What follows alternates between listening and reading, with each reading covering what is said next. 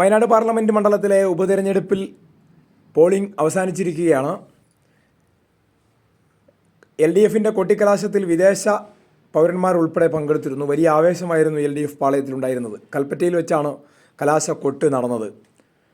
അന്ന് വലിയ വിജയപ്രതീക്ഷയോടുകൂടിയാണ് LDF നേതാക്കളെല്ലാം പ്രതീക്ഷിച്ച പ്രതീക്ഷയോടെയാണ് സംസാരിച്ചത്. ഇതാ ഇപ്പോൾ പോളിംഗ് കഴിഞ്ഞിരിക്കുന്നു. ശതമാനത്തിൽ ചെറിയ കുറവൊക്കെ ഉണ്ട്. പക്ഷേ LDF പാളയത്തിൽ ആശങ്കയില്ലെന്നാണ് നേതാക്കളെല്ലാം പറയുന്നത്. കഴിഞ്ഞ തവണ ദേശീയ നേതാവ് ആനി രാജയായിരുന്നു രാഹുൽ ഗാന്ധിക്കെതിരെ മത്സരിച്ചത്. പരമാവധി വോട്ട് നേടാൻ ആനി രാജയ്ക്ക് കഴിഞ്ഞു. പ്രചരണത്തിൽ ഒട്ടേറെ മുന്നേറാൻ ആനി രാജയ്ക്ക് കഴിഞ്ഞിരുന്നു. ഇത്തവണ സത്യൻ മൊകേരിയെ തന്നെയാണ് സ്ഥാനാർത്ഥിയായി കളത്തിലിറക്കിയത്. അതായത് 2014 MI ഷാനവാസിനെതിരെ മത്സരിച്ച് വെറും 20,000 വോട്ടുകൾക്ക് മാത്രമാണ് സത്യൻ മൊകേരി അന്ന് പരാജയപ്പെട്ടത്. അതേ പോരാട്ട വീര്യത്തോടു കൂടിയാണ് ഇപ്രാവശ്യം വലിയ പ്രചരണവും കോലാഹലവും ഒക്കെ നടന്നത്. അതുകൊണ്ട് തന്നെ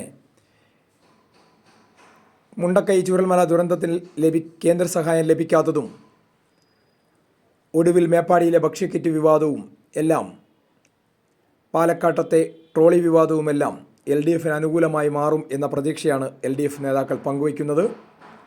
LDFിനെ സംബന്ധിച്ചിടത്തോളം എത്രത്തോളം വോട്ട് കിട്ടും, എത്രത്തോളം വിജയം കൈവരിക്കാനാകും എന്ന് ഇനി കണ്ടറിയേണ്ടിയിരിക്കുന്നു.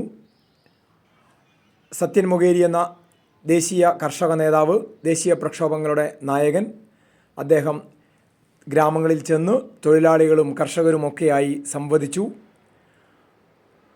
കൃഷിമന്ത്രി P പ്രസാദ് ഉൾപ്പെടെ, P സന്തോഷ് കുമാർ MP ഉൾപ്പെടെ നിരവധി നേതാക്കൾ സത്യൻ മൊകേരിയുടെ പ്രചരണത്തിന് വയനാട്ടിൽ എത്തിയിരുന്നു.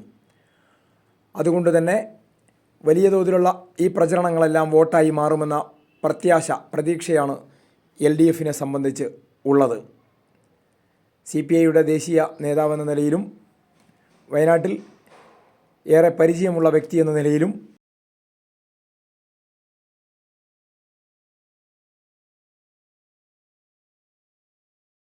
തനിക്കനുകൂലമാണ് ഈ തെരഞ്ഞെടുപ്പെന്നാണ് സത്യൻ മൊകേരി തെരഞ്ഞെടുപ്പിന് ശേഷം പ്രതികരിച്ചിട്ടുള്ളത്. അവരിലൊക്കെ സ്വാധീനം ചെലുത്തി അവർ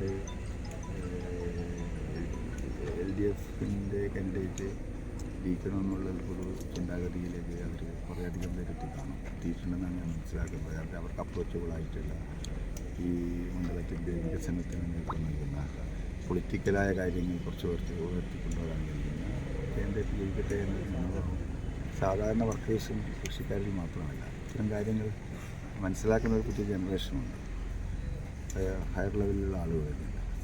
അവരൊക്കെ അങ്ങനെ ചിന്തിക്കുക എന്ന് തന്നെയാണ് കരുതുന്നത്. ഏറ്റവും ഒടുവിൽ ഞാൻ അങ്ങനെ മനസ്സിലാക്കുന്നത്. പ്രചാരണത്തിൽ മുഴുവൻ വോട്ടർമാരിലേക്കും എത്താൻ